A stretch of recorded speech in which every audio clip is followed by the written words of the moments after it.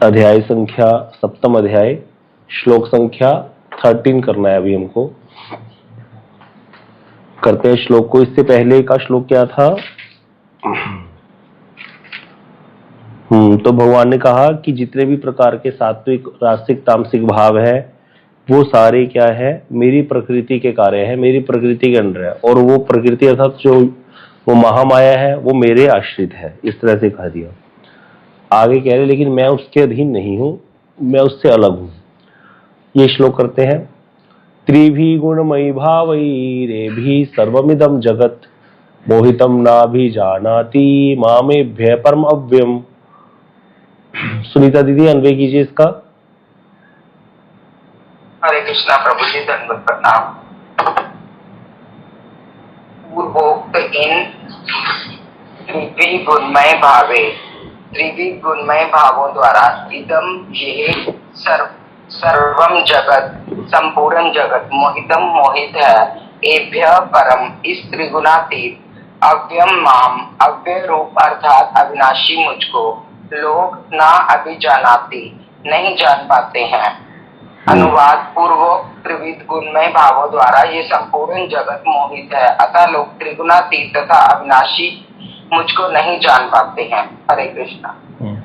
इसका भावानुवाद करते हैं, बहुत आसान है। यहाँ पर कृष्ण क्या कह रहे हैं कि भाई ये जो तीन गुणों वाली जो माया है इसके भावों द्वारा, गुणमयी भाव क्या है भाई? जो सत्वगुणी व्यक्ति है उसके अंदर क्या रहेगा? सात्विक गुण रहेंगे। रजोगुणी के अंदर राजसिक भाव आएंगे और तमोगुणी व्यक्ति के अंदर तामसिक भाव आएंगे। तो ये तीन प्रकार के जो गुण हैं इस प्रकार से, और उससे भाव जो है उन भावों द्वारा सारा जगत मोहित हो रहा है, जितने भी जगत के प्राणी हैं। इसीलिए कहते हैं वो जो ऐसे मोहित हो रहे हैं वो तीनों गुणों से अतीत मुझको नहीं जान पाते। अर्थात वो क्या समझते हैं, इवन की सत्वगुणी लोग भी भगवान को नहीं जान पाते। उनको सत्वगुण प्रकाशक है, प्रकाश तो कर देगा। जैसे दूध बोतल में रखा हुआ है, ट्रांसपेरेंट बोतल में दिख तो रहा है, लेकिन दूध पीने के लिए उसको बोतल से भी निकालना पड़ेगा। और रजोगुण है जो वो रंजक है, जैसे लाल रंग पोत दिया बोतल के ऊपर और फिर उसके अंदर दूध है तो दिख रहा है कुछ है अंदर, लेकिन पता नहीं चल रहा है क्या। और तमोगुण है, काला पेंट कर दिया बोतल के ऊपर, ट्रांसपेरेंट बोतल के ऊपर, और अब उसके अंदर दूध है तो पता भी नहीं चल रहा कि दूध है कि नहीं है। तो तमोगुण जो है आवरक है, रजोगुण जो है रंजक है, सतोगुण प्रकाशक है। तीनों गुण होने पर भी जो भगवान है उनको नहीं जाना जा सकता। सतोगुण वाला भी भगवान को नहीं जान सकता। इसलिए यहाँ कह रहे हैं, यदि अर्जुन कहे कि आप परमेश्वर को लोग क्यों नहीं जानते हैं, तो इसके उत्तर में कह रहे त्रिभी इत्यादि, शम दम हर्ष शोक राग द्वेष, ये सारे गुण में भाव समूह हो गए सारे। ये क्या है? इनके द्वारा स्वभाव वशीभूत, इसके कारण किसी का स्वभाव तमोगुणी है, किसी का रजोगुणी है, किसी का सतोगुणी, अपने अपने स्वभाव के हर व्यक्ति वशीभूत है। तो जगत के जितने जीव समूह है वो मोहित है सब। अब अगर हम बात करें मनुष्यों को छोड़ करके बाकी जितनी भी योनियां हैं उनमें तो कुछ पता ही नहीं रख सकता। उनको ज्ञान है लेकिन उनको कितना ज्ञान है? कोई बता सकता है कि अन्य योनियों में ज्ञान है या नहीं है? पहले तो ये बताओ। अन्य योनियां है, पशु पक्षी आदि या गाय भैंस आदि जितनी भी योनियां हैं उनमें ज्ञान है कि नहीं है? बुद्धि है कि नहीं है? और कोई किसी का मत?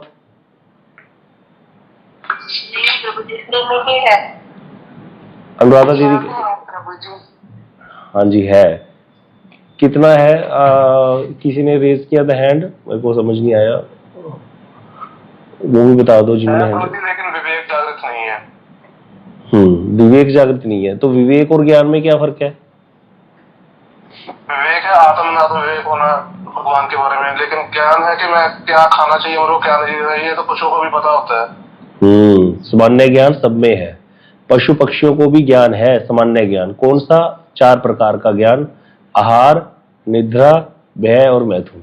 ये 4 प्रकार का ज्ञान सबको पता है। पशुओं को भी पता है कैसे बच्चे पैदा करने हैं, खाना का साधन कैसे जुटाना है, इसका ज्ञान भगवान ने पशुओं को भी दिया, पशु पक्षी योनियों को, तभी तो भोग कर पाएंगे।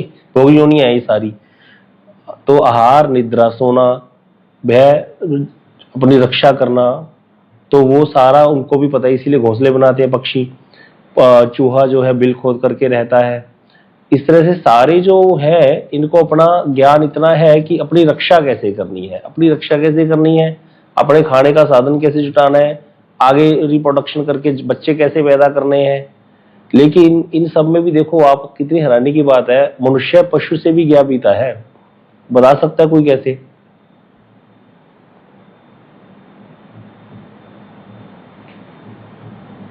कोई बता सकता है मनुष्य पशु से भी क्या बीता है? अगर साधन भजन नहीं करता, शास्त्र का अनुमोदन नहीं कर रहा, शास्त्र विहित जो शास्त्र से को नहीं मान रहा, वो पशु से भी क्या बीता है? कैसे है बताइए वेणुगोपाल प्रभु।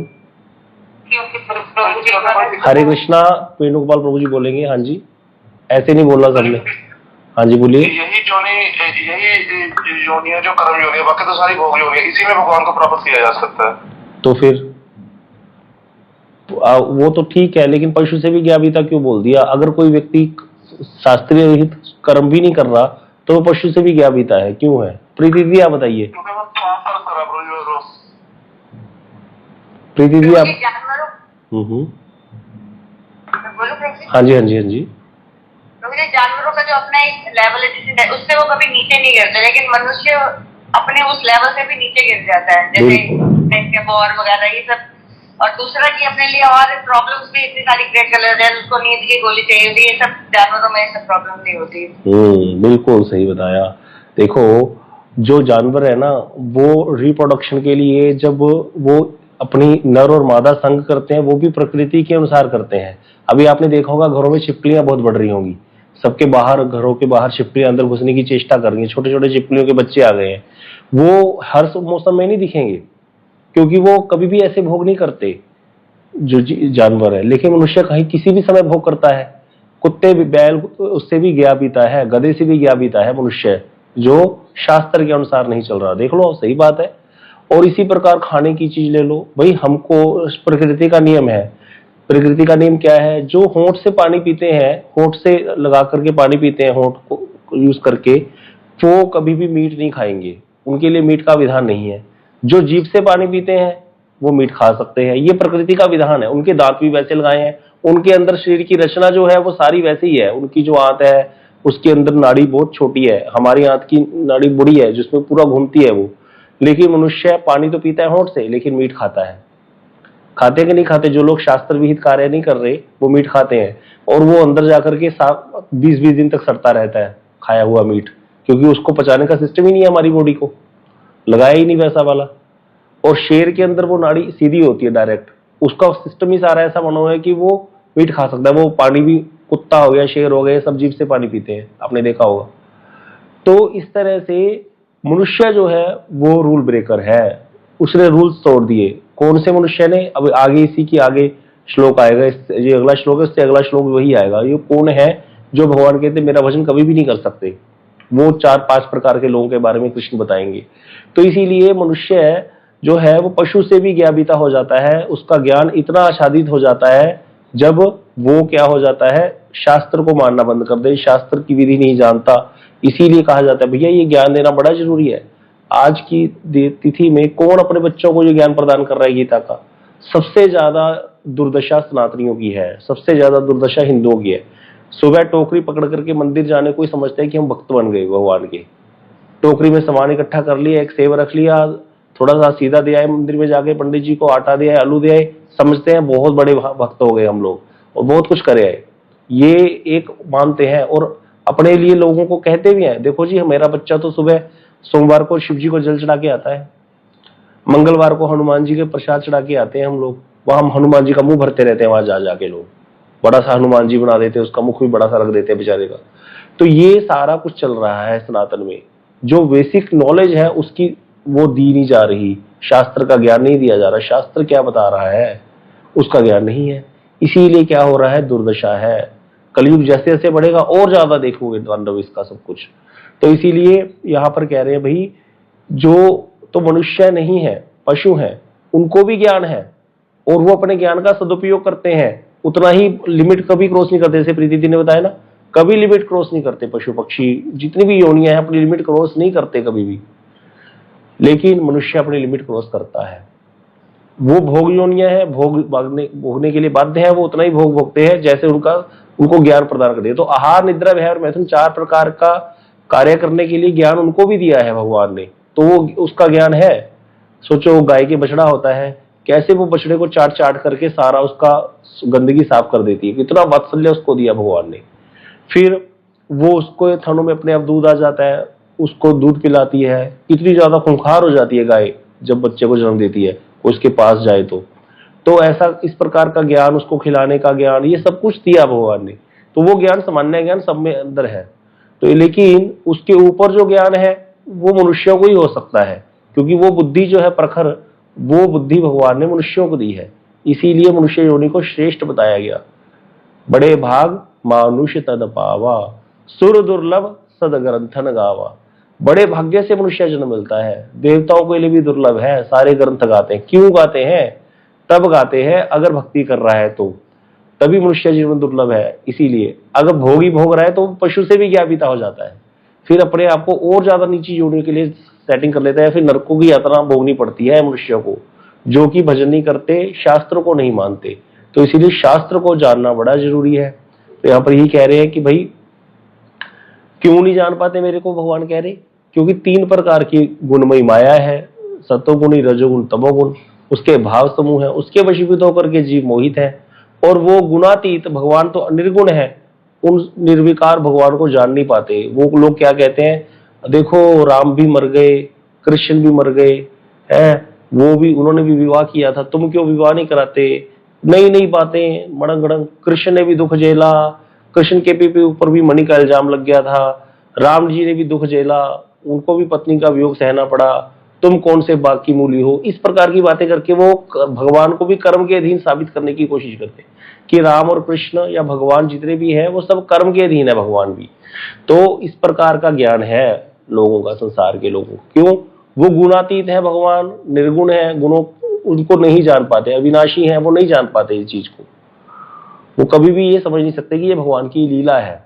तो यही कह रहे हैं भैया, क्योंकि माया ही ऐसी है मेरी, कहते भगवान कहते त्रिगुणमयी माया है, उसमें जीव इतना उलझा हुआ है, भोग की इच्छा से आ गया, त्रिगुणमयी माया है, फंस गया पूरी तरह से। अगर कहीं साधु संग करे तब तो शायद पार निकल जाए, लेकिन वो करता नहीं है, उसके लिए समय नहीं है उसके पास। यही यहाँ पर बताया जा रहा है।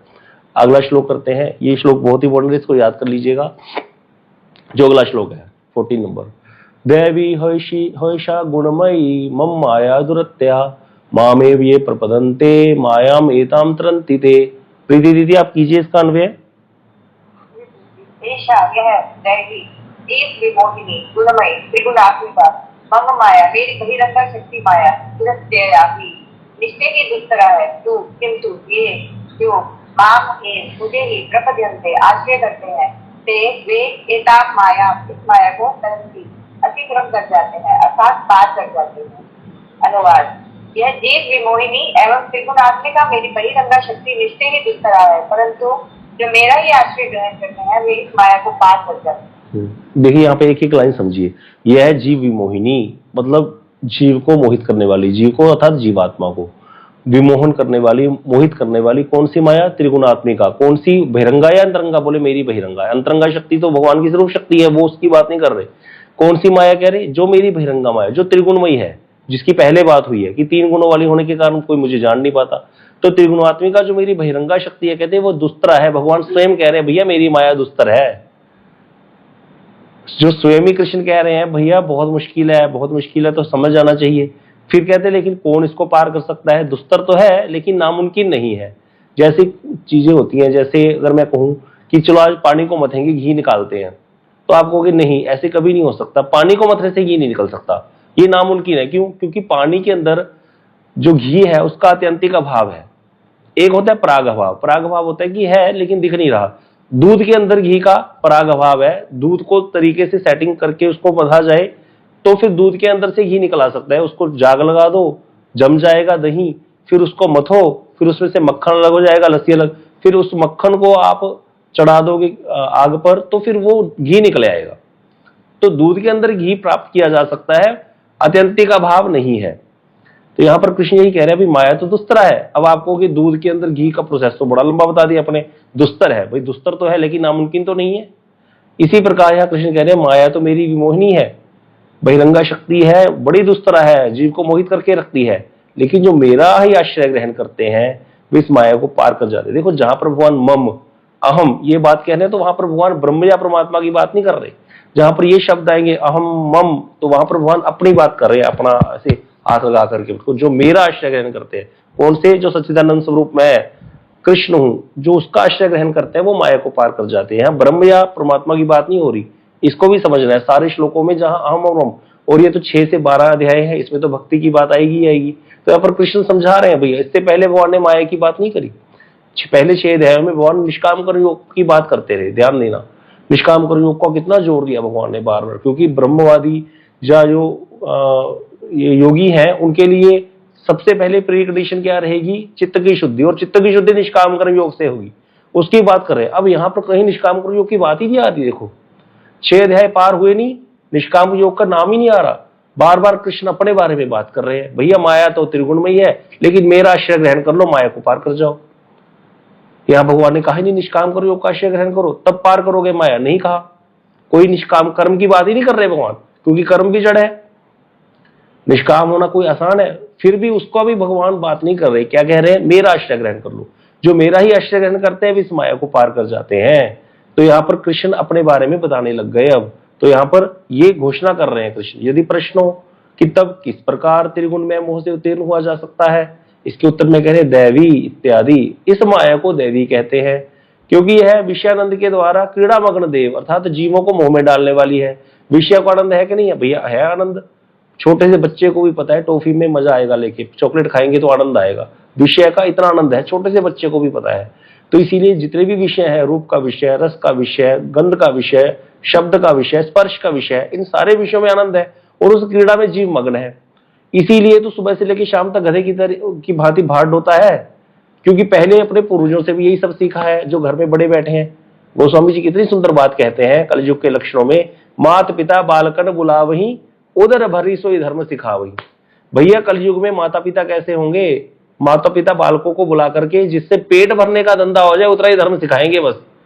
जितने भी माता पिता हैं कितना सबका जोर किस पे लगा हुआ है? बच्चे को नॉन मेडिकल ले दो, मेडिकल ले दो, बढ़िया ट्यूशन, बढ़िया कोचिंग, उसके लिए आप स्वयं मेहनत कर रहे हैं, इतनी महंगी महंगी ट्यूशन दे रहे हैं। किसके लिए? संसार का क्रीड़ा मृग बनाने के लिए, कि ये संसार में और ज्यादा क्रीड़ा मृग बन जाए, अच्छे से पूरा भोग करने वाला अपने आप को बना ले और फिर ज्यादा से ज्यादा लूट बचा करके भोग मचाए करे हमारा बच्चा।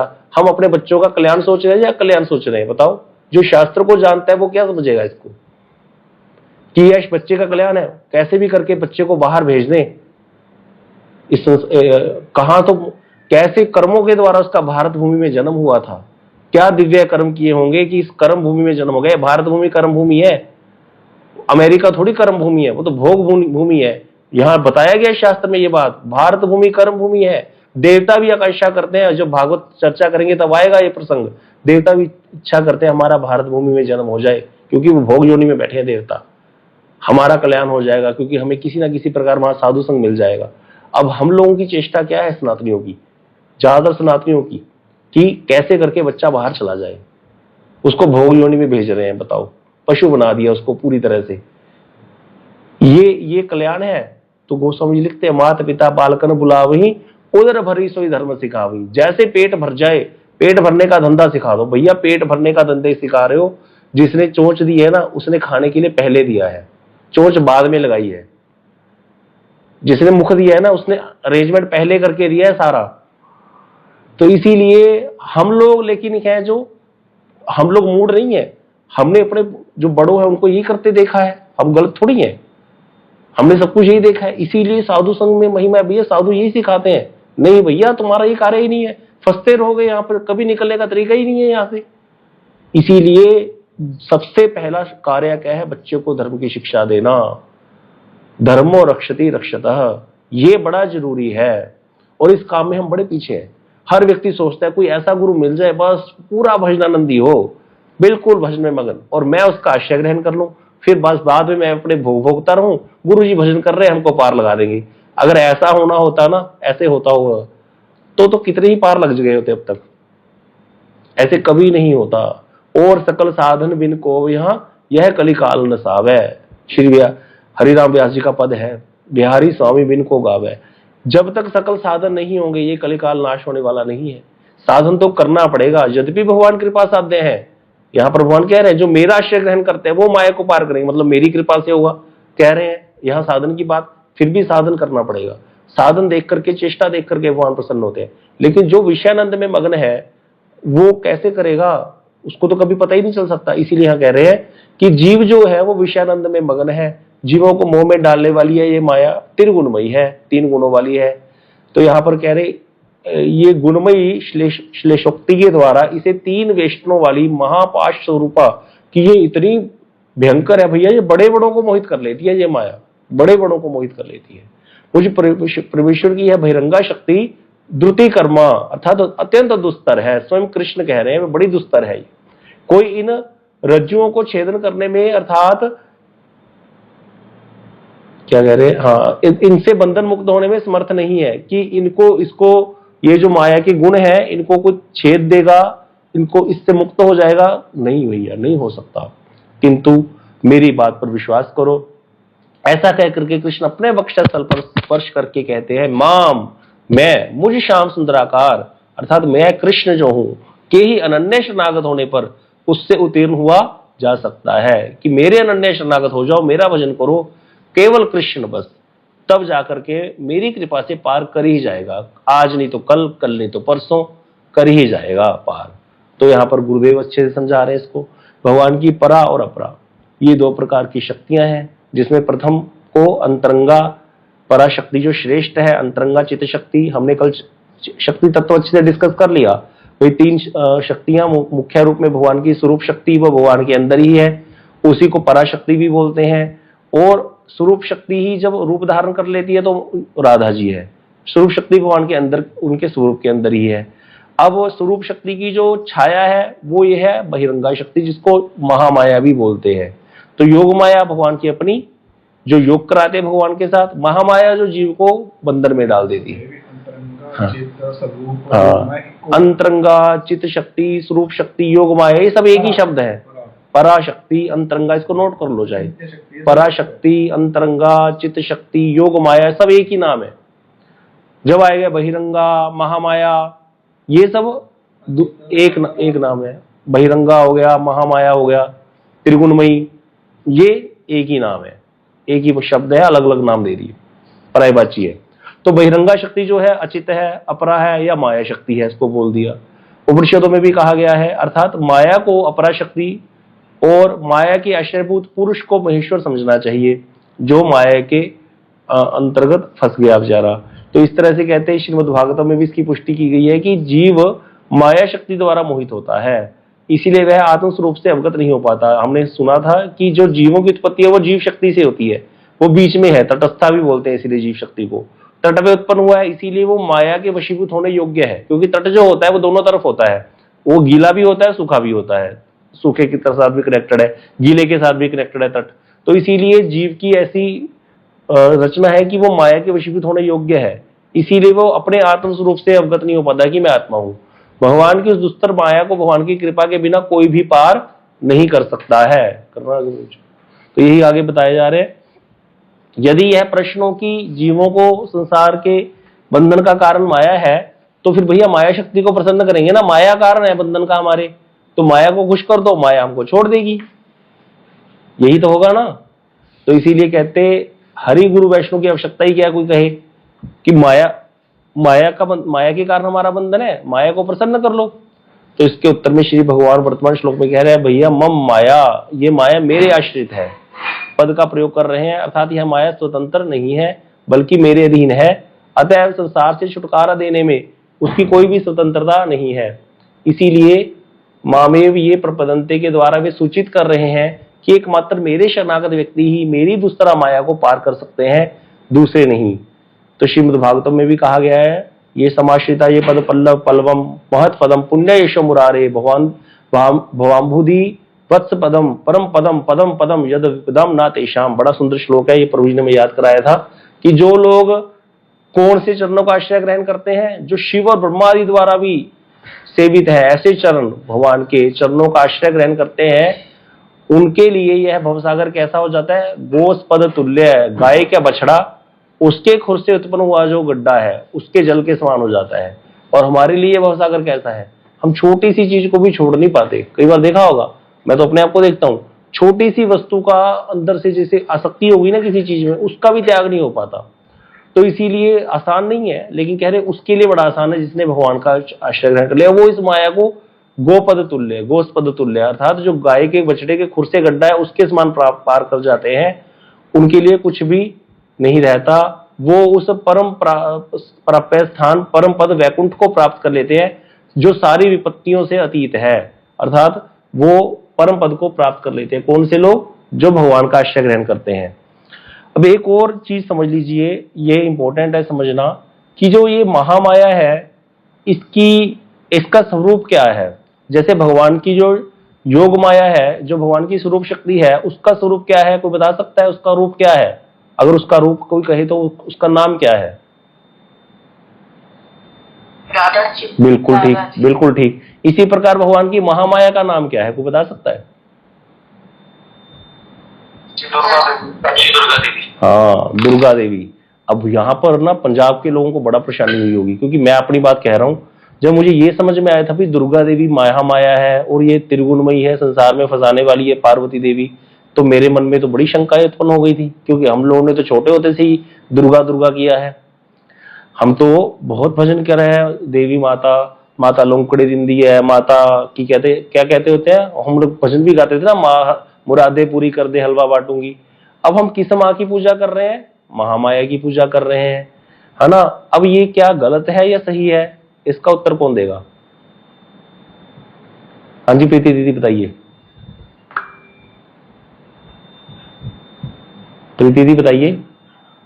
प्रभु जी मैं हाँ जी, मैंने गलती से याद कर गया, इसका आंसर एग्जैक्टली मैं भी सोच नहीं पा रही हूँ। बहुत अच्छा। नहीं ठीक है, सही।